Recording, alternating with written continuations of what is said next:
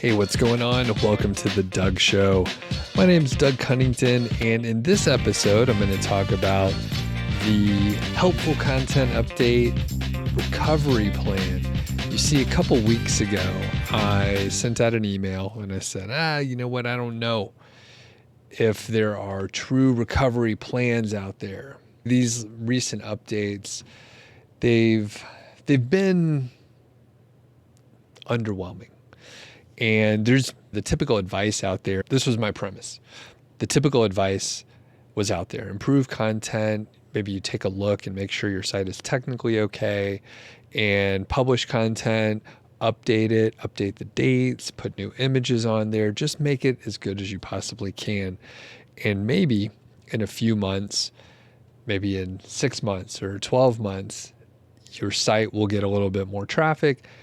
Maybe the next update needs to come around before you get any sort of an impact, but do a shitload of work. It's positive work. It should help things, right? You're making the content better, but in the long run, you don't know if it's going to work. And some people that emailed me, they lost 50, 60, 80% of their traffic. So I sent out an email and said, hey, let me know if your site went up in rankings or if you found any sort of improvement plan that you believe should work, which is a little weird way to phrase it, but basically, have you done anything where you got a positive impact? Now, the trick part of the question here is I know that even if you did everything right, it would take a little bit of time for your site to recover. Like I mentioned, a lot of times it's very slow and maybe the next update needs to roll out before you know if your work paid off or not.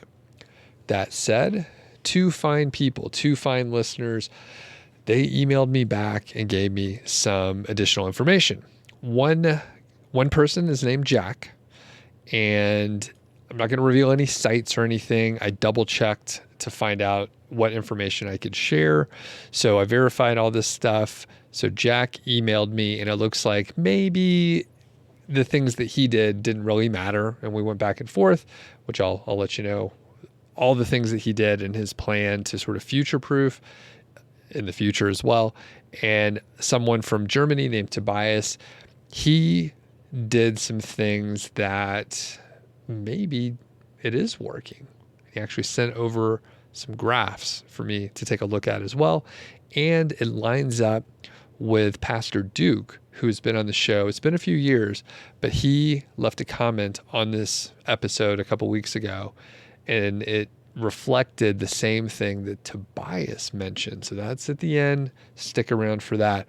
This is going to be a short episode. I'm just going to get to the point here. There are a lot of details, especially that Jack provided here, and I think it is quite valuable. I'm going to read it out the best I can. It's always tough. It's always tough to read. Even though I'm an avid reader, reading out loud is a special skill. Here's what Jack says. As you could probably see, it's a creative niche, which he told me the URL, but I'm not going to share it here. So most people do this as a hobby, and there's a segment of the audience that are professionals in the industry. I write all the content myself, and I haven't hired any writers. I don't use AI to write any of the content, but I use it occasionally for administrative tasks like keyword research or topic ideas. The site is about 3 years old, and I work on it part-time, very limited part-time. I have another freelance gig that supports me, so I'm not reliant on this site for income. So the stats before the helpful content update in the fall of 2023, about 100 articles. Monthly page views are about 8,000. Daily page views are about 300 to 400. And the monthly revenue is 600 to 1,200, all affiliate income. After the helpful content update in September, the site dropped to about 30 visitors per day, and the October revenue dropped down to 450. So pretty dramatic. It came back up for a few days after the update was done rolling out, and then the core update and the spam updates in October came around, and I'm going to go ahead and share this graph here for the people that are viewing. And for the the listeners out there, you see a graph over on analytics where it's kind of climbing. There's some up and down, but it's kind of climbing. And then it drops off to very low. And then for about a week, it pops back up where it should be, where it was. And then it drops back down again. And then after the October core update and the spam update, it pops back up and it continues on as if nothing happened at all. But there's a couple canyons in there that really, it looks ridiculous. It looks ridiculous. And it's one of those things that I hear about and I see. And if you go look around on Ahrefs or another tool like that, you can see these sites where they're just hammered by the updates. They go up and down and up and down. And the people are not changing anything. They're not going and like making massive updates. It's just the algorithm is treating them harshly because they are right on the threshold of one of the ranking factors, whatever it might be.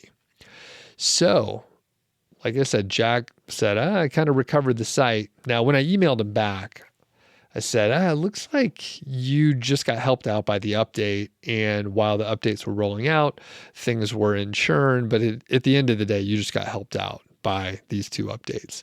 Jack agreed and said, yeah, that's probably right. That said, all his tips here are pretty decent. So I'm going to go through them here, maybe not verbatim, but I'll get to the main points. And please leave a comment if you want to go deeper into any one of these areas.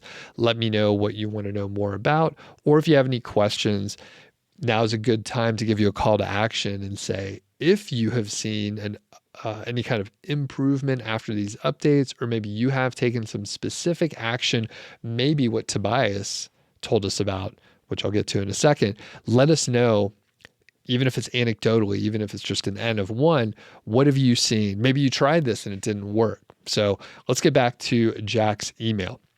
I didn't do anything drastic, mostly some little changes here and there. So number one, he was patient. So Jack was patient. He says, I waited out the storm. So throughout the updates, I kept publishing content as if nothing happened. I figured knee-jerk reactions would do more harm than good. I agree with that. You really have to wait these things out and make sure the updates are finished, and you could even pause a little bit as well. I know it could be really hard to do, especially if your site has dropped in revenue, like right at the beginning of an update. Don't do anything crazy. Let the update finish. Number two, Jack fixed the performance issues. He says that some plugins were slowing the site down and creating issues, so he uninstalled some redundant plugins and basically cleaned things up. He also updated some settings on WP Rocket, one of the caching and performance plugins, to make the site load faster. Next, number three, he updated out-of-date articles. Again, kind of best practice. It should be a normal practice. So anything that's old, you need to update it. By the way, don't go look at Niche Site Project because I haven't updated anything in a very long time. So follow the advice of Jack, but don't do what I do. Number four, write more topical articles. I figured that Google wants to see that you're active in your chosen industry, and I don't want to become a news site and constantly run that hamster wheel. But we wrote some articles that were on brand for the site, research-driven articles, and those did pretty well. So currently 3 of the 5 articles on the site are about new products that have launched since September. So he didn't want to be a news site, but he also knew that there were some new topics that he could cover and they would potentially pay off. So this is a great example of taking advantage of just the recency and the fact that there's not that much content on new products or new topics in the industry. Number 5, update categories and navigation. I realized I had a lot of thin content in some blog categories, like 2 or 3 articles for each one of those categories. So to reduce the clutter, I deleted some of the categories and consolidated into other posts and just kind of cleaned things up. Number 6, create more organic backlinks. I didn't go overboard with a bunch of backlinking, but I'd rather spend time on the content, but I did link to my site a few times from different forums, and I've linked to it in profiles on other sites. He added it in the footer of some of the sites that he also runs where he has access to make those updates. So he basically added a couple backlinks, but nothing crazy, no huge campaign. He did this in a very kind of organic way. A lot of times, if you are able to put your links into a forum, even if they're no follow, you will get some traffic going over there, and that is a very good thing. So Jack goes on and says, I gladly admit that my site being hit could be a fluke. The recovery could be a fluke. And either way, my site is in a better position than before and currently tracking to make about $1,000 for November and December. Again, all affiliate income. Couple side notes, and this is something I'll emphasize. He says, future proofing. Here's what I'm doing to strengthen my site in the future. Email marketing. He says, I'm starting to collect emails, and now that things are better after the update, he's making it a priority. Email list, people. You got to have an email list. Next, YouTube. Products in my niche greatly benefit from audio visual demonstrations, so this is the natural next step in my site's evolution. I 100% agree. Again, email, podcasting, and YouTube. Those are the three things I've been focusing on. I really enjoy it. There's a barrier to entry, and there's a lot of jokers out there that won't create a YouTube channel. They won't do a podcast. And I'm just kidding about you being jokers. I mean, it's tough. It takes a lot of work, and you have to be delusional enough. You have to be delusional enough to think that people want to hear what you have to say.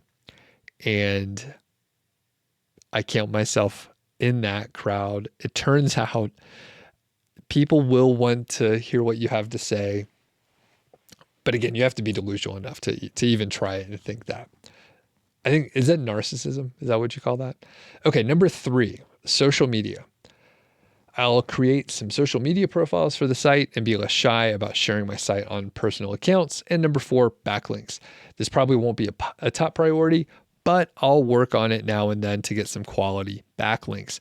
And really, those are just great practices to diversify your platform overall and kind of the risk, right? So email marketing allows you to get in touch with your visitors or your customers. YouTube and podcasting allows you to be on other platforms.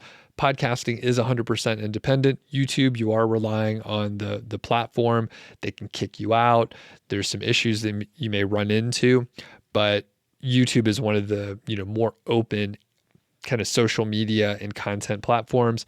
Social media, not my thing. I don't spend time on it, but if you do enjoy it, I encourage you to explore that interest. Okay, Jack, thank you very much for sharing your information here. Good luck on the recovery. Good luck on email marketing, and get out there on YouTube. It's really fun. All right, next. This is Tobias, and I'm going to link up to a video that he created. And he has a YouTube channel. I don't know Tobias. I think he's followed the channel. He's been subscribed for a little while, and I appreciate him reaching out, which is why I'm going to hook him up and look at his video. Go check out his stuff. So he says, I'm a regular listener of your podcast, and in the recent episode, you requested case studies on recovery strategies. I manage multiple sites in Germany and primarily focus on affiliate marketing with minimal informational content. Unfortunately, all my sites experienced significant traffic drops ranging from 50 to 95% due to the latest core and spam updates. However, I've developed a recovery method that's showing promising results. Additionally, I outlined this in a video, which I'll link up to, so folks do check it out. Leave a comment. Let Tobias know that you heard about it from here. From my experience, the recent updates have drastically altered SEO dynamics. Sites with low domain rating, a DR, need to be particularly cautious with standard SEO practices. It seems that Google now perceives overly SEO optimized content as spam. I'm going to read that again. So it seems like Google is perceiving overly SEO optimized content as spam. For instance, using an exact match money keyword just twice in an article might be, quote, excessive. So while my sites haven't fully regained their pre-update rankings, the upward trend in the chart is a positive sign of recovery. And I wasn't able to pull the image over here, but basically you see a good amount of traffic and then it drops down to almost nothing. And then you see a very gradual improvement. It's very interesting. As I mentioned before, Pastor Duke, a friend of the channel here, mentioned in one of the comments that maybe you should sort of unoptimize and not treat things like an SEO, which I'm not 100% sure how to deal with that. But part of it would be not paying attention so much to some of the on-page optimizing software that tells you to use keywords or keyword frequency and things like Surfer SEO. There's a couple others out there, but generally just writing the article and don't look so much like an SEO. That said, I have absolutely no data or experience. I've heard, Duke and Tobias mention it. I'll let you have a look at the video over on Tobias' side to see what you think.